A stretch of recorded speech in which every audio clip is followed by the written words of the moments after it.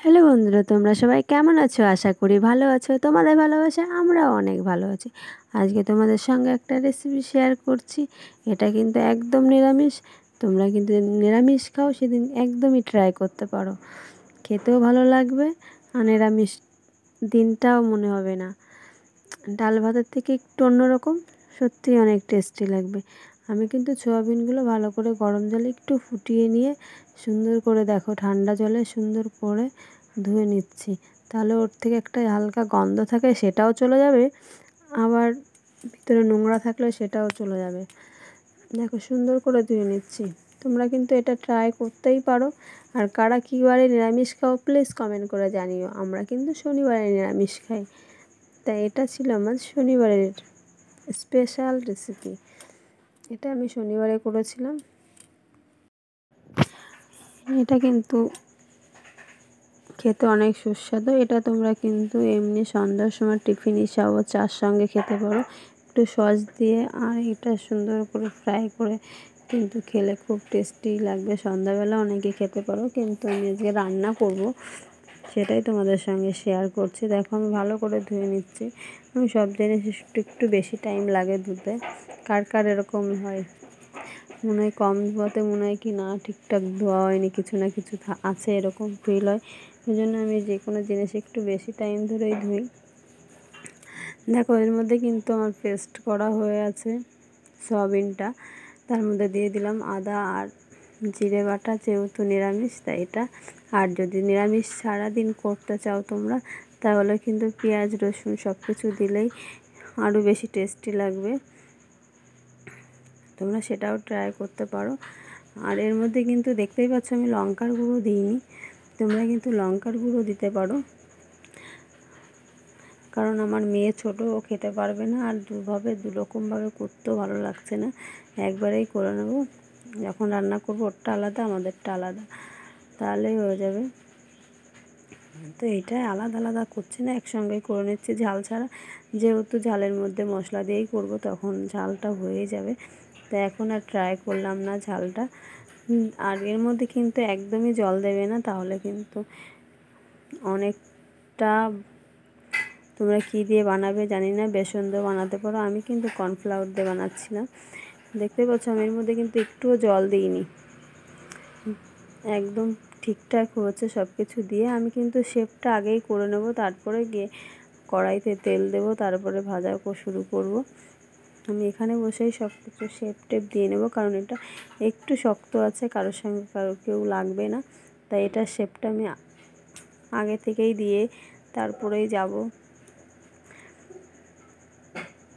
তোমরা এরকম শেপ আগে করে নেবে, তাহলে ভালো হবে। ওখানে গিয়ে কোনো অসুবিধা ধরবে আর দিয়ে দেবে, সুবিধা হবে।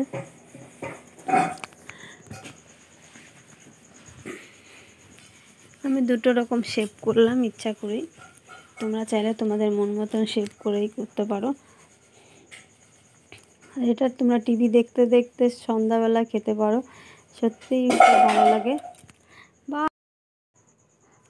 আমি শনিবার দিন ট্রাই করি কিছু না কিছু নতুন কিছু বানাতে, কারণ শনিবারে ডাল ভাত আর নিরামিষ তো খাওয়া হয়, এর সঙ্গে কিছু একটু অন্যরকম হলে ভালো লাগে। তাই আমি কিছু কিছু জিনিস শনিবারেই বেশি ট্রাই করি। অন্য দিন তো অনেক অপশান থাকে, সেদিন আর ভাবতে হয় না কি করব না করব, মাছ মাংস এটা দিয়েই চলে যায় কিছু না কিছু রেসিপি। দেখতে পাচ্ছি এক এক করে সবগুলো এরকম শেপ করে নেব, নেওয়ার পরেই তারপরে যাব। কারা কারা খেতে ভালোবাসে এরকম, আর কারা খেয়েছো প্লিজ কমেন্ট করে জানিও। দেখো, এগুলো আমার শেপ হয়ে আছে। আমি কড়াইতে তেল দিয়ে দিয়েছি। তোমরা ভাবছো কড়াইটা এরকম কেন, আমি কিন্তু এর আগে একটা ভাজা করেছি এর মধ্যে, তার জন্য আমি আর ধুইনি, যেহেতু এর মধ্যে তেল ছিল, তাই এই তেলের মধ্যেই করে দিচ্ছি। দেখতেই পাচ্ছ একদম পুরো ফুটান্ত তেলের মধ্যে দিয়ে দিয়েছি।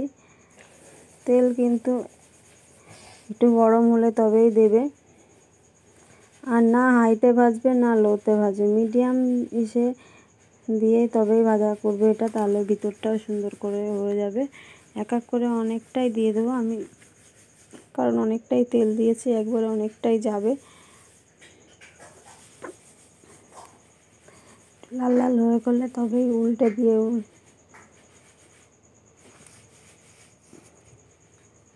আর কে কোথা থেকে আমার ভিডিওটা দেখছো প্লিজ কমেন্ট করো। আমার মেয়েকে নিয়ে একদমই ভিডিও দেওয়া হয় না, যেটুকু পারি চেষ্টা করি দেওয়ার, কারণ ওকে আমি ভর্তি করেছি। এখন ওকে নিয়ে সত্যি আমি নাজেহাল হয়ে যাই, তাই তোমাদের সঙ্গে ছোট্ট ছোট্ট ভিডিও শেয়ার করি। প্লিজ আমার ভিডিওগুলো দেখে সুন্দর একটা কমেন্ট করবে, তোমাদের কমেন্ট আমার অনেকটা প্রেরণা। আর চেষ্টা করব তোমাদের কমেন্টের রিপ্লাই করা। প্লিজ কমেন্ট করো কারা কারা দেখছো, কোথা থেকে দেখছো, আর এটা কি ট্রাই করবে হ্যাঁ কি না সেটাও কমেন্ট করে জানিও। আর কারা কারা খেয়েছো এরকম প্লিজ কমেন্ট করে জানিও। এই দেখো অলরেডি আমার ভাজা হয়ে গেছে অনেকগুলো, আবার সবগুলো এরকম করে ভেজে নিয়েছে। ওই তেলের মধ্যে দেখো একটু আলু দিয়ে এর মধ্যে কিন্তু দিয়েছি, এবার কিন্তু লঙ্কা দিয়ে দিয়েছি। দেখতেই পাচ্ছ আমি এটা আলাদা করব, ভালো করে কষিয়ে দেখো ওই কুপ্তাগুলো দিয়ে দিয়েছি। এটাকে সয়াবিনের কুপ্তা বললেই চলে। দেখতেই পাচ্ছ কালারটা কত সুন্দর হয়েছে, তাহলে ভাত খেতেও কত টেস্টি লাগবে বলো। কে কে খাবে চলে এসো। আর প্রায় হয়ে এসছে। থ্যাংক ইউ আমার ভিডিওটা লাস্ট পর্যন্ত দেখার জন্য।